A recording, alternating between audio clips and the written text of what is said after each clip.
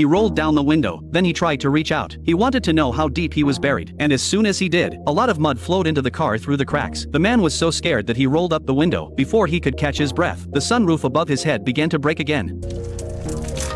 In a panic, he picked up the tape to try and fix the broken glass, but the tape couldn't hold the weight of the dirt. He saw that he was going to be buried alive. Suddenly, he saw a car alarm lock at his feet. The man picks it up and pulls it off, and stuck it diagonally above the sunroof. Thankfully, it worked. The sunroof did not continue to burst. It also stopped the soil from sinking. The man was safe for the moment. He dared to relax. The man's mouth was dry with fatigue. He picked up the mineral water beside him. Without thinking, he drank it. He didn't realize until the water was gone. This is the only bottle of water in the car, but it was too late for him to regret. It's better to drink it all in one go.